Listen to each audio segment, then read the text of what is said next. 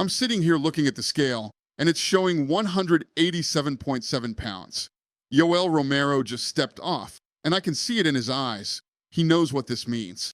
Luke Rockhold is backstage getting ready for what should be an interim middleweight title fight at UFC 221, and now we've got a problem. The kind of problem that makes my phone start ringing, that sends our matchmakers into crisis mode. That turns what should be a straightforward championship fight into a complicated mess. This isn't some rookie missing weight by accident. This isn't a guy who miscalculated his cut or had some last-minute issue with his diet. This is Yoel Soldier of God Romero, one of the most feared middleweights on the planet, a Cuban wrestling machine who's been cutting weight his entire athletic career, coming in 2.7 pounds heavy for an interim title shot. The commission gives him 2 hours to cut the weight, and I'm watching this whole thing unfold, thinking about how we got here. You have to understand something about Yoel. This guy isn't just any fighter. He's a former Olympic silver medalist, a world-class wrestler who competed at the highest levels of international competition long before he ever stepped foot in a UFC octagon. Weight cutting isn't foreign to him. He's been doing it for decades. Wrestling, that sport demands precision when it comes to making weight, and Yoel excelled at it for years on the biggest stages in the world. You want to know what really gets to me? It's not just the weight miss itself. It's everything that comes with it. When you sign a bout agreement, when you put your signature on that contract and agree to fight for a title, there's an understanding that goes beyond just showing up and throwing punches. There's a commitment to the sport, to your opponent, to the fans who bought tickets and pay-per-views expecting to see a legitimate championship fight. The weight class isn't just some arbitrary number we pulled out of thin air. It exists for fundamental reasons, safety first and foremost, but also fairness and competition integrity. When fighters cut weight properly, when they make that number on the scale, they're all operating under the same constraints, the same limitations. It levels the playing field in a way that makes the competition pure. But when you step on that scale heavy, especially for a title fight, you're not just breaking rules or missing a target. You're breaking trust with everyone involved. Your opponent prepared to face someone who made the same sacrifice he did. The commission set up their medical protocols and safety measures based on fighters making weight. The fans bought into a championship fight with legitimate stakes. And then there's the ripple effect throughout the entire division. We've got Robert Whittaker sitting on the sidelines, nursing injuries, waiting to see who his next challenger will be. We've got other middleweights climbing the rankings, fighting their way toward title shots, and suddenly the whole picture gets complicated because someone couldn't drop those final few pounds. The UFC 221 situation was bad enough, but let me paint you the full picture of how this played out. We're in Perth, Australia, on the other side of the world, and the logistics alone for this event were massive. Flying fighters across multiple time zones, dealing with different athletic commissions, coordinating with local officials. Everything has to be perfect, and then the scale throws us a curveball. Romero came in heavy, couldn't make the cut in the time they gave him, and the fight went on as scheduled. But here's the thing that most people don't fully grasp. He wasn't eligible for the belt. This isn't a decision I make sitting in some back room, weighing business considerations against sport integrity. This is the commission. This is athletic oversight. This is the sport itself trying to maintain some semblance of order in what can be a chaotic business. The rules are the rules, and they exist for everyone equally. Luke Rockhold could win the interim title if he performed well enough. But if Yoel won, and everybody in that building knew Yoel could knock out anybody on any given night, the belt stays vacant. Not ideal for business, not great for the division's momentum. But that's the reality we're dealing with when someone misses weight for a championship fight. I'm watching this unfold, and I can see the confusion in some people's faces. Fans who don't understand why a spectacular knockout can't just override a weight miss. Media members trying to figure out how to explain this situation to their audiences. Even some of our own team members wondering if there's any flexibility in the system. But there isn't, and there shouldn't be. And you know what happened? Romero knocked Luke out cold in the third round with one of the most vicious left hooks I've ever seen in my years in this business. We're talking about a shot that came out of nowhere, perfectly timed, delivered with the kind of precision that separates elite athletes from everyone else. Beautiful technique, devastating power, picture-perfect execution that would be replayed on highlight reels for years to come. The crowd goes absolutely nuts. 15,000 people in Perth Arena losing their minds, watching this Cuban missile deliver a knockout that looked like something out of a movie. Yoel's celebrating, running around the octagon with his arms raised. And for a moment, everything feels like a classic championship moment. But I'm standing cage side, and I can't share in that celebration. Because no matter how spectacular that finish was, no matter how much the crowd is going crazy, no matter how perfectly Yoel executed that left hook, he can't take home the gold. The interim middleweight championship remains vacant, and we're left explaining to confused fans why one of the greatest knockouts in middleweight history doesn't result in a new champion. That's the cruel irony of the situation. Yoel delivered exactly the kind of performance that makes stars, that creates iconic moments, that gets people talking about the UFC for weeks afterward. But all of that gets overshadowed by those 2.7 pounds he couldn't cut the day before. The knockout becomes a footnote in the weight-cutting discussion instead of the main event celebration it should have been. Luke Rockhold, meanwhile, is dealing with the aftermath of getting brutally knocked out in front of a worldwide audience. His championship aspirations are derailed, his confidence is shaken, and his career trajectory gets altered in a matter of seconds. That's the reality of this sport. Everything can change with one punch. But that was just the beginning of our Yoel Romero weight-cutting saga. And honestly, I thought we had learned from the Perth experience. I thought the message was clear, the stakes were understood, and everyone involved would make damn sure it didn't happen again. Fast forward to UFC 225 in Chicago, and I'm feeling optimistic about this matchup. Robert Whittaker is the undisputed middleweight champion, recovered from his injuries, and looking like the fighter who beat Yoel twice before in their previous encounters. We've set up the rematch everyone wants to see. The Cuban powerhouse against the Australian technician, experience versus youth, explosive power versus well-rounded skills. The build-up is perfect, the kind of storyline that writes itself and gets fans invested in the outcome. Both guys are healthy and ready to go. The United Center is sold out. Chicago is buzzing with fight energy. And everything seems to be aligning for one of those special nights that remind you why you fell in love with this sport in the first place. I'm feeling confident about this card, confident about this main event, confident that we've addressed whatever issues led to the Perth weight miss. Yoel's team has had months to prepare. They know the stakes. They understand what happened last time and what it cost him. There's no excuse for a repeat performance. Then weigh-in day comes around again. I'm backstage at the United Center, getting updates from our team, coordinating with the Illinois Athletic Commission, making sure everything runs smoothly for what should be a routine championship weigh-in. The supporting fights have gone off without a hitch. The crowd is building energy for the main event participants, and then I hear those words that no promoter ever wants to hear. We've got a problem with the scale. Yoel steps up to the scale, and the digital display shows 185.2 pounds. It's only 0.2 of a pound, barely more than the weight of a cell phone. But in this business, it might as well be 20 pounds. Over is over, and there's no sliding scale of close enough when it comes to championship fights. Now, here's where it gets really complicated. And this is something people don't always understand about how these situations work behind the scenes. The Illinois Athletic Commission, they're not messing around with half measures or gentlemen's agreements.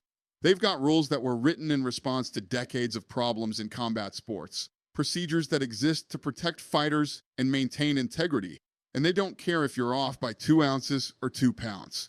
The championship is on the line, and if you can't make weight, you're not eligible. Period. End of discussion. But this creates a unique dynamic that most fans never think about. We've got this scenario where Robert Whittaker can defend his title successfully and remain champion if he wins the fight. Standard procedure, exactly how it should work. But if Yoel wins, and everybody in that building knows Yoel can knock out anybody on any given night with his explosive power and wrestling background, the belt becomes vacant. Think about that for a second. We're potentially looking at a situation where the middleweight championship could become vacant not because the champion lost, but because the challenger couldn't make weight. It creates this weird dynamic where Whittaker is essentially fighting to keep his belt, but Yoel is fighting for what exactly? Pride? Legacy? A moral victory? Not ideal for business. Not ideal for the division's future. Not ideal for the fans who bought tickets expecting to see a legitimate title change hands. But that's the reality we're dealing with when someone misses weight for a championship opportunity. The crazy part is, Yoel looked phenomenal at that weigh-in. He didn't look drained. He didn't look like he was struggling with the cut.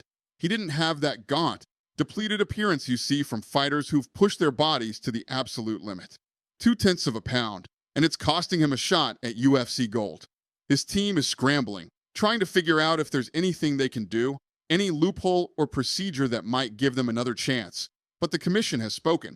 What really got under my skin wasn't just the weight miss itself. It was the pattern that was emerging. First Luke Rockhold, now Robert Whittaker. 2 massive title fights, 2 opportunities to become champion, 2 chances to cement his legacy as one of the greatest middleweights of all time. And both times Yoel comes in heavy. At some point, you have to start asking serious questions about preparation, about commitment, about whether a fighter is really doing everything necessary to make championship weight when the stakes are highest. This isn't about bad luck or unforeseen circumstances. This is about a recurring issue that's derailing the biggest moments of a fighter's career. The Whittaker fight itself was an absolute war, the kind of back-and-forth battle that defines what mixed martial arts can be at its best. 5 rounds of violence, both guys getting hurt, both guys showing incredible heart and determination, both men pushing themselves beyond normal human limits in pursuit of victory. Yoel dropped Bobby multiple times throughout the fight, had him badly hurt in several exchanges, and came incredibly close to finishing the fight on more than one occasion.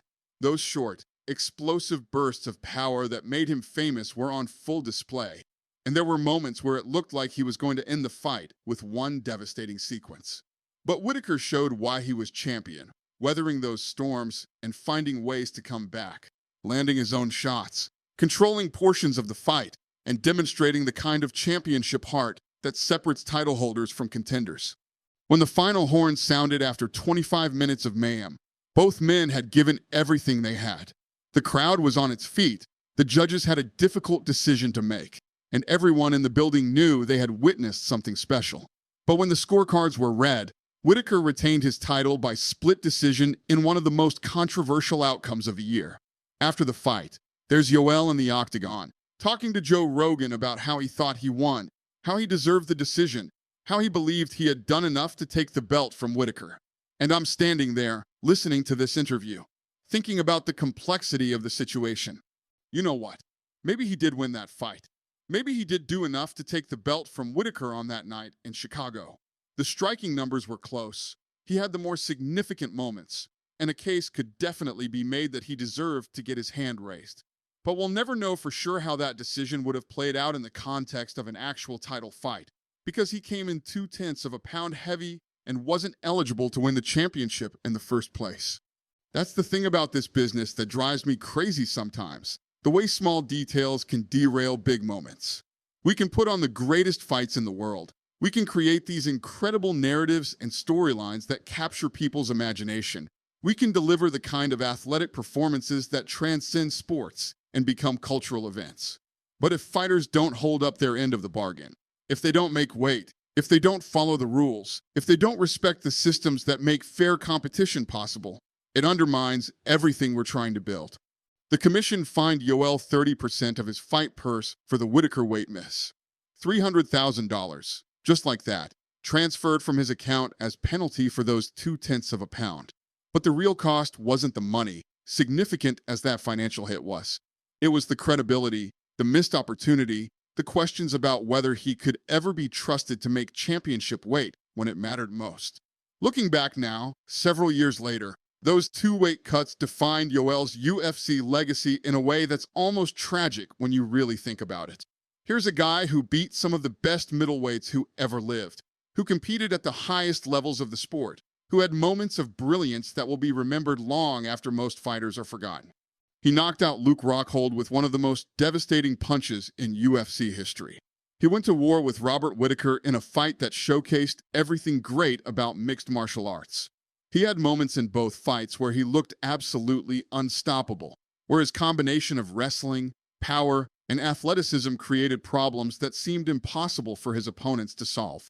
But when people talk about Yoel Romero's UFC run these days, when they debate his place in middleweight history, The first thing that inevitably comes up isn't his incredible athleticism or his devastating knockout power or his Olympic wrestling credentials. It's the scale. It's those two weigh-ins where he came up short when everything was on the line. It's the what-if conversations about how different his legacy might have been if he had made weight for those title fights. It's the discussion about whether he would have been a dominant champion if he had just managed those final few pounds on the two biggest nights of his UFC career. The weight-cutting issue in MMA has always been problematic, and these Yoel situations highlighted just how destructive it can be to a fighter's career and legacy. It's not just about making a number on a scale. It's about the entire process, the discipline required, the sacrifice involved, and the understanding that in this sport, the smallest details can have the biggest consequences. Fighters cut enormous amounts of weight, sometimes 20, 30, even 40 pounds or more in the weeks leading up to a fight.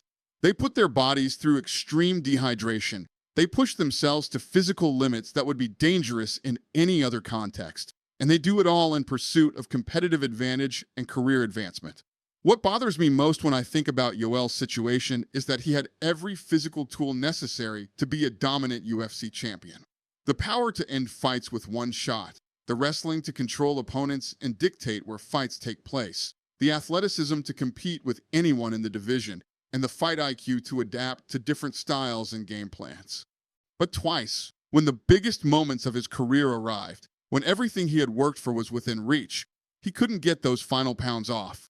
And in a sport where margins are razor thin and opportunities are limited, where one mistake can derail years of preparation and sacrifice, those kinds of errors become career-defining.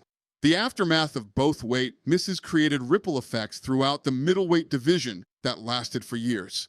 Interim titles that couldn't be won, championship reigns that continued by default rather than through decisive victory, and a fighter who went from potential champion to cautionary tale about the importance of making weight when it matters most. Other fighters took notice. You better believe that every middleweight contender who watched those situations unfold made mental notes about weight cutting, about preparation, about the importance of leaving no detail to chance when title shots are on the line. The sport learned from Yoel's mistakes, even if those lessons came at the cost of his championship dreams. These days, when I see fighters struggling to make weight, when I see someone coming in heavy for a big fight, when I hear about weight-cutting issues in training camp, I think about Yoel Romero. I think about how close he came to wearing UFC gold, how many years of preparation led up to those moments, and how those few ounces on a scale changed everything. It's a reminder that in this business, in this sport, preparation isn't just about training and technique and game planning. It's about every single detail, every aspect of professional fighting, including the one that shows up on the scale the day before you fight. Everything matters, and nothing can be taken for granted. The sport moves on, as it always does. New contenders emerge. The middleweight division keeps evolving, and the title picture continues to shift with each passing event. But those two nights, UFC 221 in Perth and UFC 225 in Chicago, they stick with me as perfect examples of how weight cutting can derail even the most promising championship moments.